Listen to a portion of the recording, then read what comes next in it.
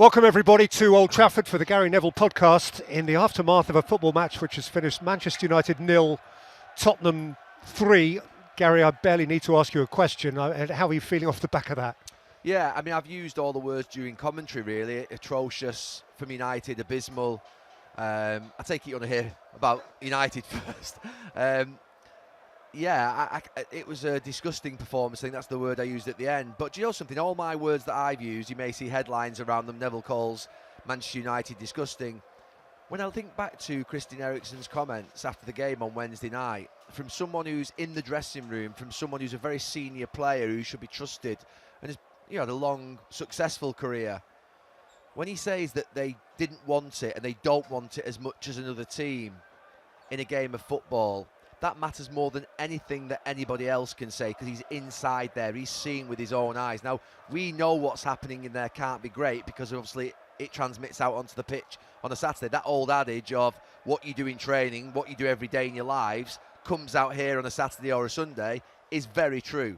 That's why when you hear people talk about sort of the Sir Alex Ferguson era and you say that training was at 100% intensity every single minute of every day, preparation, the detail of everything you eat, everything you do in your sleep, everything you do with what you drink and hydration, the detail of everything's got to be absolutely perfect. And then you might see something on a Saturday. There's no doubt that something's going wrong in that United dressing room, because that today, I mean, look, they've not been great this season. They've been inconsistent and they've been up and down. They've only won 2 matches. They've lost 2. They've drawn 1. But last week at Palace in the first half, there was something. There was a bit of decent football. Now, they didn't score, and you can say, OK, they're not, hitting the net at this moment in time. But what we saw in the first half today, honestly, it was the worst. It was the worst that we've seen under Erik Ten Hag. And the thing was for me, I look, just rather than just talking words and phrases and say how bad it was, Van de Ven and Romero are on the ball in the first minute of the match, and Xerxes and Fernandez are sat back in sort of like what you'd call now, they call a mid-block position, which is basically the team is split probably 15, 20 yards side, this side of the halfway line, and 15, 20 yards the other side of the halfway line. So you've almost got like a mid-position on the pitch. But I just started to think, well, they're just letting them control the game. They're letting them settle into the game. And there is no trigger for when you actually press. Normally a trigger for a press is that there is a player in the back four of the opposition that is weaker on the ball, that you'll say, right, OK, we're going to go when he gets it. Or we're going to go when it goes to the right-hand side, to the right back, because they're weaker on that side, and we're going to make them force them to play. I couldn't quite work out how United thought they were going to win the ball back. So then you say, OK, they're not going to press, no problem. They're going to wait. But the problem was when Tottenham then played the ball into midfield, there was no real urgency to get about Kulusevski, Maddison and the others in midfield. So then you're thinking, well, what is the tactic from a defensive point of view? I know you've got back into a mid-press, but it's as if the players then don't know when to trigger a press of the centre-backs, or a press into a wide area, or what should happen is when that ball goes into that compact shape of Manchester United's 4-4-2 when they're defending with Xerxes and Fernandez, there should be like landmines going off. Everyone should be just round the ball and you should be at it. So we used to say sometimes you can sit back, but once it goes past your centre forwards, you've got to be aggressive. And there was none of that. So that's just me analysing from a defensive perspective. And Van de Ven just walked through them for that first goal. We'll come on to Tottenham in a minute and how good they were. And then you think from playing from the back, the very first time Manchester United try and play from the back, they try and play out through Onana, through Martinez and De Ligt, and they get caught. And actually, I think that leads to the goal in the end, where they get caught. So, just to me, and I'm not harping back 20 years, and I'm not harping back to other teams that play football, but the principles of when you play at home is that we've got to start quickly and with authority. We've got to make sure the crowd know that we're up for it. We've got to send a message to the opposition that this game's going to be tough. And I thought this would be a good day for Manchester United. How naive I was. And I think United fans that I spoke to on the way to the game, I saw hundreds of them over there. And basically, I'm talking to them and thinking, yeah, I fancy us today. Spurs feel like the right team to play. They give you a chance. They play a high line. Son's not playing. So all of a sudden, you're just thinking, well, hang on a minute, this could be a moment today to transform the season. And Peter, that was a nothing. That was really a nothing. And my heart sinks. Because, I mean, you said it at the end, and, you're less emotional about Manchester United than I am, but You can't kid football fans, you can't kid commentators, you can't kid co-commentators, you can't kid coaches or anybody watching at home on their sofas. That was a shocking day all round in terms of idea, in terms of plan, in terms of effort, in terms of everything. And the first half was awful. And I don't know where they go from there, because you've got to try, I'm sorry to turn this down, you've got to try and lift a team from that. And that is the depths of a performance, that. And don't get me wrong, I played in games sometimes where we lost 5-0 at United, up at Newcastle, or lost 6-3 at Southampton. So I've played in games where we've lost, but I don't think we've ever lost with that type of lethargic attitude, that type of approach.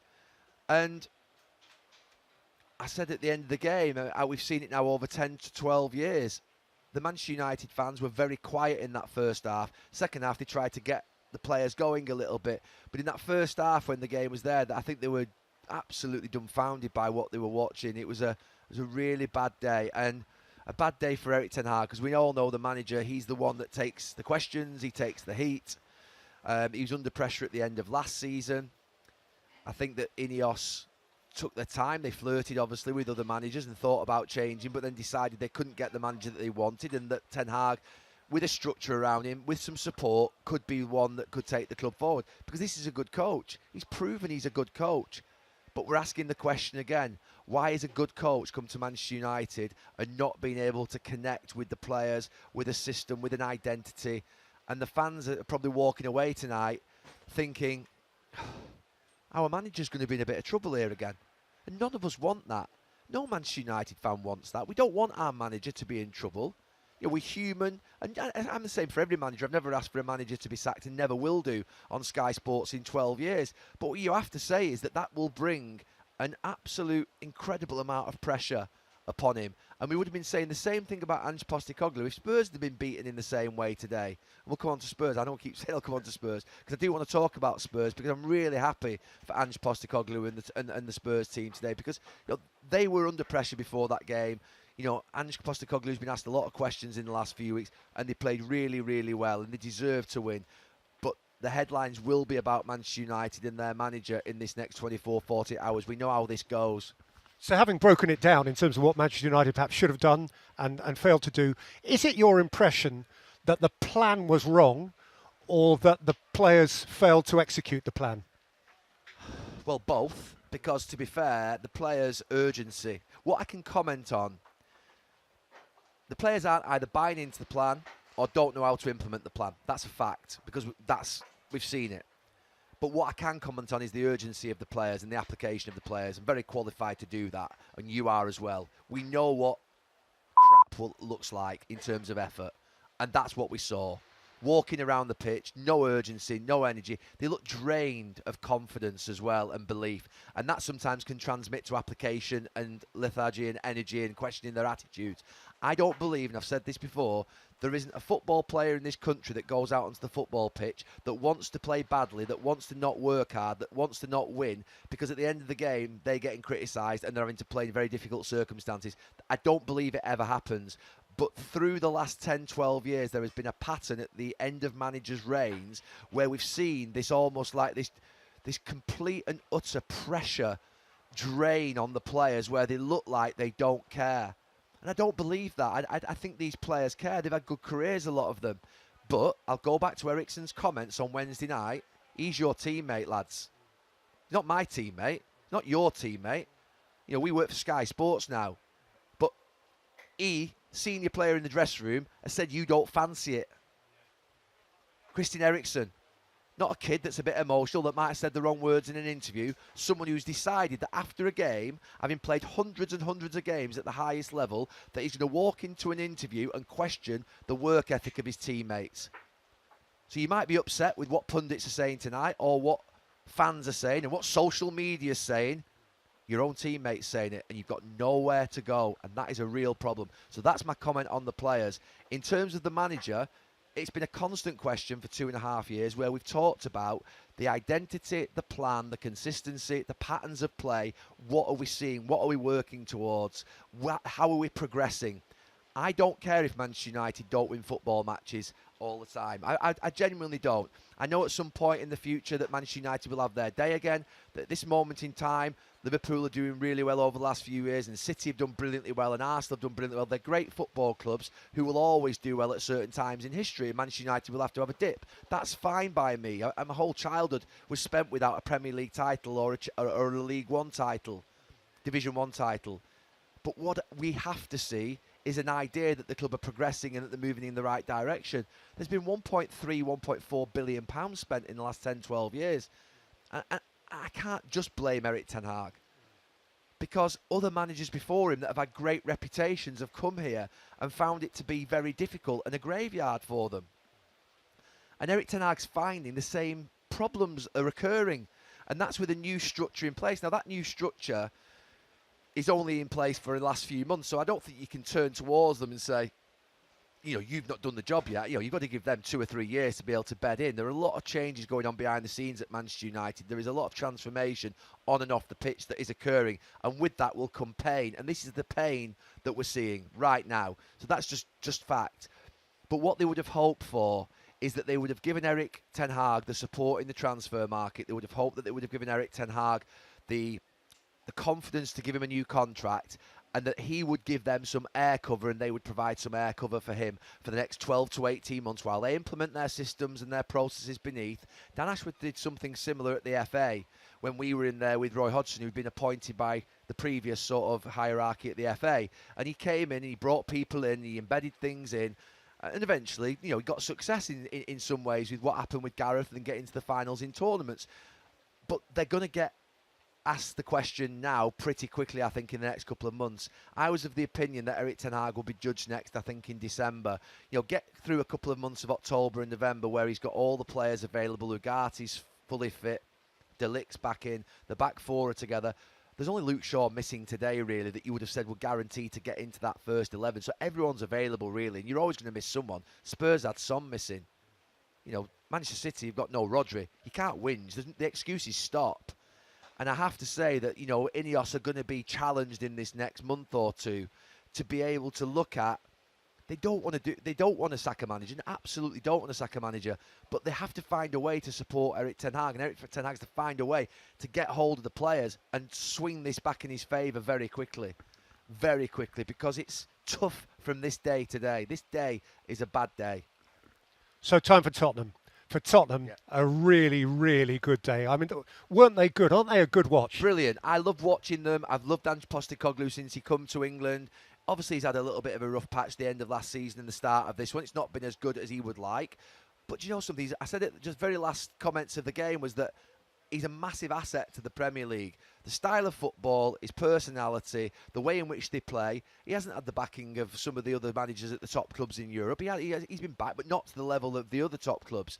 And I have to say that they always are a good watch. And that's something to be proud of, I have to be honest with you. And today, not just a good watch, but they've won this game, they've dominated this game, and they absolutely deserved it.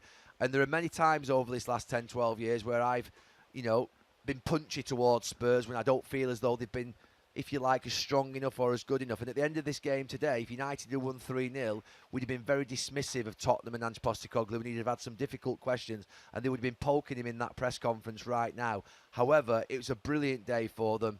I thought the first goal was spectacular. I thought that run from Van der Ven was, not many things in a football match surprise you because you've seen most of it before, but I don't think I've ever seen a run like that from a centre-back from 60 yards away, driving through the whole pitch. It's almost like Ryan Giggs at one point at sort of that goal that he scored in the 99 semi-final. Obviously, he went a bit further and then crossed it. But even the cross at the end was absolutely brilliant. And I actually said brilliant as he actually went past. I think it was, I don't know if he went past in the end. It was a brilliant, brilliant run. The way in which he strides forward is absolutely brilliant. And they've got the bones of a good team, Spurs. But they're just a little bit light just because they haven't got the squad and the sort of depth of everybody else. And yet, they play today. Yeah, Joseph, it's interesting. I got this sheet.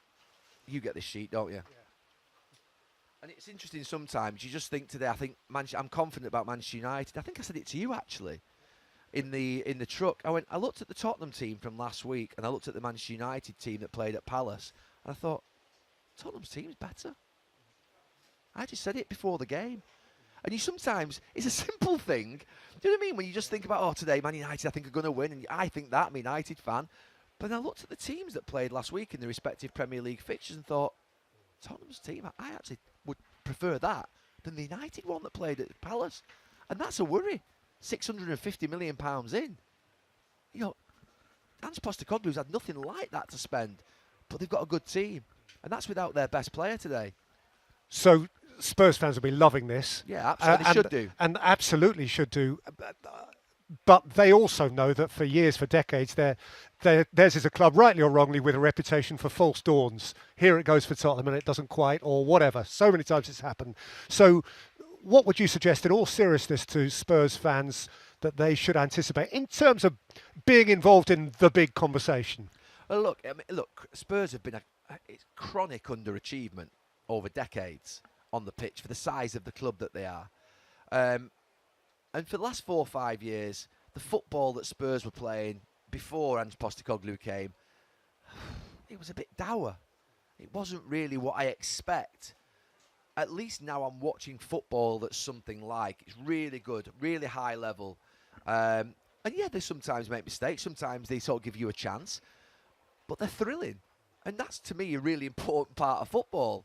And look, Ange Postecoglou's been asked a few times over the last few, since that interview where he said, I always win a trophy in my second season. I don't think anybody, other than probably Arsenal fans, for me as a United fan, obviously I want United to win trophies, but I want Newcastle to win a trophy. I want Everton to win a trophy. I want Tottenham to win a trophy. I do want those clubs to win trophies if my team doesn't win a trophy, because I want them to be, when West Ham won the Conference League a couple of years ago, it was fantastic that you see a different team winning trophies. When Leicester win the Premier League, probably the greatest story of all time. So this season, look, Ange Postecoglou has promised the Spurs fans a trophy, and that's going to likely be obviously a cup competition. They're in 3 cups, and who would begrudge him doing it with the style of football? Every time I go to watch a Spurs game, you get those fixtures sent out to you, don't you, by email at the start of sort of like this month for the next month. And you think, right, who have I got? And, you're never disappointed if you go into Tottenham Stadium because right, I'm going to watch a good game. I'm going to watch them play the right way. And even today, I was coming here thinking, we're going to get a really good game today. And, the game, obviously, with the sending, we've not mentioned the sending off, have we? We probably should talk about it. But, I suppose usually, ordinarily, you'd make excuses, wouldn't you, if your team went down to 10 men and you thought the sending off was a little bit harsh. But it was that bad before the sending off. That's why I concentrated on it. But, yeah, for Spurs today, I thought they were good. And, I hope they have a good season. Time's running out, so quickly on the sending off, what is your view? Look, to be honest with you, I think there were 2 things that I thought, and you said it to me at half-time, I thought it was a red card straight away. Because, do you know the reaction of the Spurs players? Sometimes when players are reacting, they look really alarmed by the challenge. I thought, that was a really, sort of 4 or 5 of them that were around it, all really sort of like boisterously going towards the referee. So I thought something's happened here. And then I don't think the Spurs players have recognised that Fernandes has slipped. We didn't recognise that Fernandes has slipped until we watched it on the replay. And I'm not sure the referee recognised that there was a slip and then just a little bit of a desperate lunge. I think that, like the Spurs players thought, that actually the referee thought that it was a very cynical studs towards the knee area that would deem to be very, very obviously, that would be a red card. And on one of the angles, the first angle, it does look like that. But then there's a second angle that you see him slip and he just reaches out, doesn't he? Which makes you think, no, it's not a red card. And there's no doubt if he'd given a yellow that there wouldn't have been a red from VAR and the Stockley Park officials. And vice versa, it's a red. They're not going to go the other way and give it a yellow. I think it could have been a yellow in hindsight on reflection, looking back at it, because of the fact that it was just that one. But also the way in which he's tackled and the fact the height of the tackle, you're asking for trouble, but he did slip. And I always think when a player slips, they do then sort of react a little bit. And that's what I've got some sympathy with Bruno Fernandes. But the big story for United today was actually they may have come back in the second half, but going down to 10 men, it was awful. Awful. Well, we got 3 or 4 minutes for sort of any other business. Quick impression on Liverpool at Wolves last night? Yeah, I didn't think Liverpool were anywhere near the best, and I think that they're going to have a decent season, it looks like, and maybe get Champions League football. I didn't feel like I was watching title winners, being honest with you, and that they're well below Arsenal and City, but I don't think that's shocking anybody. The thing for me in the game was that Liverpool played in third gear. They really did. And with the mistake that they made for the goal, let Wolves back in it momentarily. It was only 37 seconds, I think, before the penalty was given. But it was a strange game, wasn't it? You were there. It was a strange atmosphere, and I just thought, something? Not to fear that sort of games against the bottom teams are becoming a little bit more predictable, but I really would like to see a team. I accept Wolves are not going to chase the game in the second half. They're not. But get to 10 minutes to go, 7 or 8 minutes to go, and then think about, and I'm not just saying this to Wolves or Gary O'Neill, it can be any club in the Premier League that are near the bottom. Work out how to throw the kitchen sink at them. Kwang, the centre forward that came on, had one touch in the first 21 minutes that he was on the pitch. And the centre backs are still playing it out from the back to the goalkeeper. Plan A, with 10 minutes to go, 5 minutes to go, 3 minutes to go. And I'm seeing it a lot more. And I know that there is this sort of feeling in football now that, when we're not playing well, we've just got to make sure we do plan A better. That's not how my career was as a football player. You'd end up with 3 at the back or 2 at the back, and you'd put your centre-halves in the box, and your 2 full-backs might stay back. Or you might play your 2 full-backs as wingers, and you might put, your wide players inside, and you end up with 5 up front, and you risk giving away another goal, and you lose 2-0 rather than lose 1-0. But you might win. You might get a draw 1-1, or you might win even if you can get 2 goals in the last minute. And, so many times here. And I know that we were a team that, to be fair, were very much, obviously, a good team that played together a lot. But I just think that, change it up, be more adaptable. And I think teams are staying exactly the same to the very end. Now, you can do that if you manage to City. But even City last week against Arsenal, I think John Stones ended up as centre forward for 5-10 minutes. Good. The keeper comes up and goes up for a goal kick, for a corner. Great. Disrupt, do something, take risks. And that's what frustrated me about last night. And there's just this pattern developing through the leagues of the centre-backs playing on the 6-yard box and even doing it when they're 1-0 down with 5-10 minutes to go. And I'm thinking, no, the essence of football surely is to get the ball to your most talented players as much as possible and as quickly as possible. So if your centre-backs are having 40 touches each in a half, and your centre forwards are only touching it 5 times, that's a problem. That's not good play. It can't be. You've got to get the ball. Unless you're 2-0 up and you can then keep the ball on the back all day long, no problem, like Spurs did at times today. But if you're chasing a game or you're at 0-0, you've got to play with an urgency and a way which, what's the quickest way to get it into your forward players' feet or with quality at the earliest opportunity? Now, if it's not on, you recycle it and you play sideways or you play backwards. But if you can get it in there and play it in there, you have to do it. And I'm seeing lots of teams turning down good passes forward because it's as if they've worked on shape in their own defensive half and forgot about the fact they've got to work from the defensive half into the attacking third. And that's happening a lot.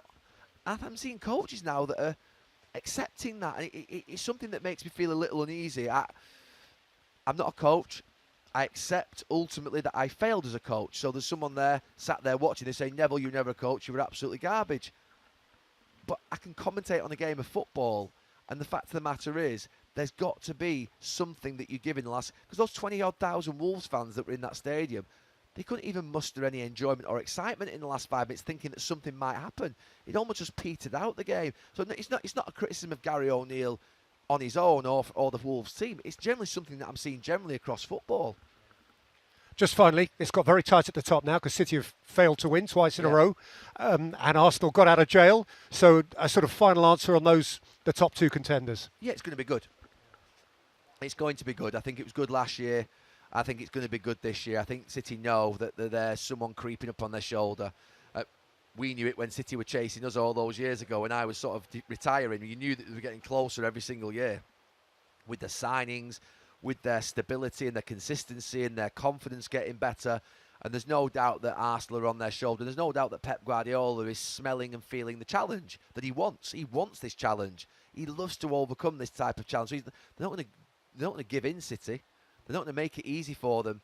But I like the way in which it's going to pan out. I think we're going to have a really good title race this season. Obviously, not understanding what's going to happen with City's, legal case. And the story goes on. Yeah. Thanks, Gary. Keep smiling. Thanks, Peter. Erik Ten Hag and Ange Postecoglou under pressure? Too early for that? Well, unfortunately, when you're a manager of a club like Manchester United and Tottenham to a certain extent, you are going to be criticised or under pressure if you don't do very well. The starts for both sides haven't been great. There's been some signs. There's been a lot of positive things as well, but the points tally hasn't been good enough, and that's why there are question marks. And obviously with Manchester United maybe touting trying to find another manager in the summer, that's always going to add to the pressure. In that dressing room, everybody knows, was he the right man at the time? So I think this is why it's such a big game today. Whoever gets the 3 points will just calm everything down. I think Ange Postecoglou, you and I were just talking a minute ago, Melissa, that he feels that managers, near 3, 4, 5 games away from being under pressure, and you just don't want to be that manager. So both of them, to a certain extent, we look at this one as a huge, if you can get 3 points today, it'll be a huge 3 points. You made the point there of United's search over the summer where they canvassed and had discussions with a lot of managers around Europe. And despite doing all that, they settled on Ten Hag being the right person. Now, naturally, because they went through that process, as you said, people will feel like, did they make the right decision? But is there a flip side to that? The fact that they spoke to so many and stuck with Erik means that he's probably more secure than people may think? Okay, yeah, it's a good question. I'm not convinced by the latter, if I'm honest, because maybe it was just a case of they didn't find the elite manager that they want, because there isn't that many managers out there that could fill the void of how big this club is. So many other managers, great managers, have tried and failed to follow Sir Alex Ferguson. So right now, he's got the job. That's the most important thing. You've almost got to forget about the noise. Don't come looking for arguments. Just try and get through this spell. Get the other side of it. The defence is obviously looking better. That's a positive, but he's got to make sure his team becomes more clinical. And if they can pick up some wins, get some progress, start to get some momentum, things can change, and we can all forget about what we were talking about 6 weeks ago. That's pundits. We're all a bit alike like that. But I feel for him, he just needs to get wins. That's the most important thing, because that's what keeps everyone quiet. It's not what you say; it's actually what you do when you're a manager, and he needs to make sure he takes care of that. You spoke about the defence improving. It definitely has. Last season, so much noise over the shots they were allowing against them. That's drastically come down. I think only 5 teams have allowed fewer shots on their goal than United. You also spoke about the clinical edge and the need for it. They're creating quite a few chances. Their attacking numbers have them 3rd and 4th in the division across all the key metrics, yet they've only scored 5 goals. And given the amount of goal-scoring talent they have in the team, that's really disappointing. Yeah, absolutely. Garnacho, Rashford, whatever he picks today. Højlund looks like he might start. We have a feeling that he's ready to play, so that will be an interesting one who he decides to go with as a front three. But there's talent there. We've seen it before. It's just a case of making sure that they get that confidence. And sometimes when you're working so hard on what you're doing defensively, and I don't know what they do day to day at training, but maybe the pattern of play is more based on let's make sure we don't concede goals, and then that can flip. And then once you start to be a little bit open, make sure you secure the defence, and you can start to be a bit more attacking. But they are creating. It's just a case of being more clinical. I did the Crystal Palace game last week, and they had good chances. Garnacho obviously hit the crossbar, and they just need to make sure once one comes, and because especially at a club like we're there, it's synonymous with scoring goals, being exciting, talent, wingers, scoring 10, 15, 20 goals a season. They need to make sure they get back to that. You spoke about confidence. One player who's looking more like himself is Marcus Rashford, willing to take on defenders, being trickier, trying to impact the game, create chances. He's got a great record against Tottenham, 6 league goals against them, 2nd best return against any opponent. But Erik ten Hag has been rotating to try and share the minutes and rhythms between the attacking players. Do you see Rashford starting though? Well, but be careful. I think I upset him last week when I was deciding about him, not playing. But I personally would start him because he's in, good form. Is he back? I think it's too early to say that, but he's certainly showing signs. He's working harder. He's got 3 goals in his 2 games before he was left out against Crystal Palace. I would certainly start him. And like you say, it's a good point. I think players enjoy playing against certain teams. They get a good feel for it. Whoever's playing right back today for Tottenham, Porro looks like he'll play. We'll realise when you play against Marcus Rashford, you have to be so careful and you have to be diligent in your defending. So I certainly would start him today. But you don't know with Ten Hag what he's thinking at times, and but I think the fact that you've made that point makes a lot of sense, because as I say, players get a feel when they're getting confidence against certain sides. And then we're speaking about United, but the forward for Tottenham, Dominic Solanke, so much pressure on him so early because of the price tag, which he doesn't have any influence over. But have people just forgotten the fact that he had to come through ankle damage at the start of the campaign? And then you also look at him throughout his career. He's always scaled obstacles.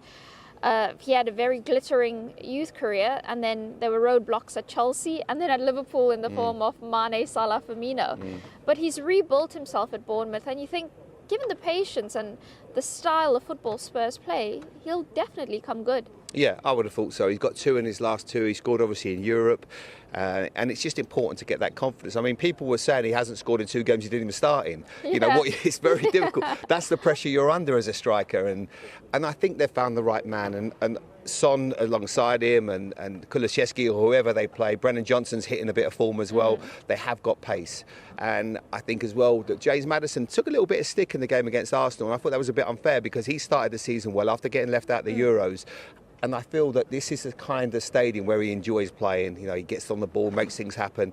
And I do feel with him and Dominic that there is a bit of a relationship forming. And I think that's somewhere that Manchester United obviously got to be really careful. If Ugarte plays in defensive midfield, making sure that he stops James Maddison dictating this game today. Because if they let him have the licence and the luxury to do that, it could cause United a lot of problems. It's interesting that both managers, when they were analysing this game and trying to forecast what could happen, they predicted quite an open game because both teams want to try and create and exploit the spaces. But the other thing that I found quite interesting from listening to them pre-match was Ange Postecoglou speaking about this concept of a spinning board with managers' faces on it, and whoever it lands on, like for a week or 2 weeks, they face this intense scrutiny and criticism.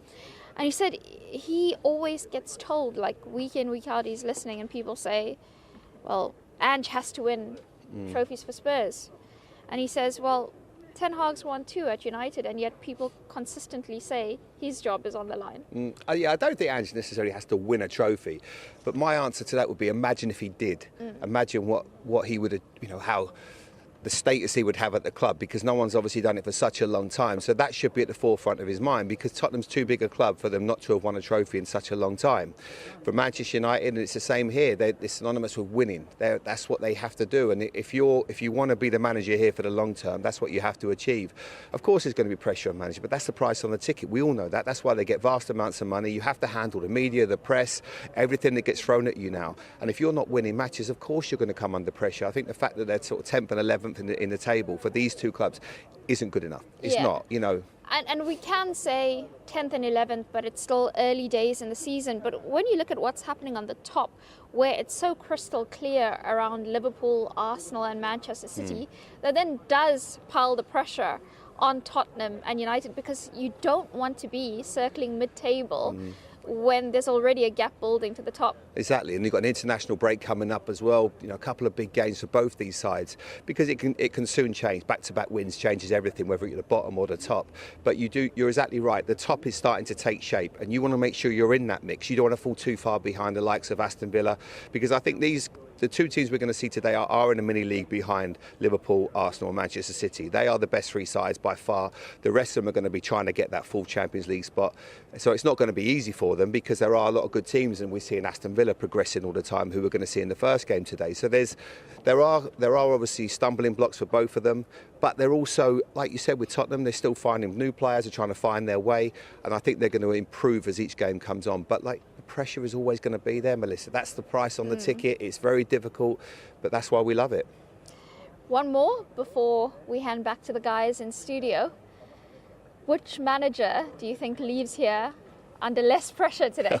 Today? Or who's under more pressure? I thought you were going to who's going to last the longest. I think that... you can answer that one as well. Well, to predict this game, we've got Ashley Young in the studio today, who obviously had a good win for Everton yesterday. And I said to him, anything could happen today. This could be any score. I feel that both sides are going to be open. You look at Tottenham from set pieces. You look at how high they play in the line, as a high line. So I'm so nervous to predict. I always like to say I really fancy a certain side today, but this could go any way, and I think it's going to be quite a good chaotic game for the neutral. In terms of the manager, I think that I do feel that Erik Ten Hag is going to be under pressure all season. It's just got that look about it because of the way that he was, given the job in this season and new contract. It didn't feel authentic to me. And you put him under pressure, but they've just got to make sure they win games and just keep the noise quiet, like everybody's saying.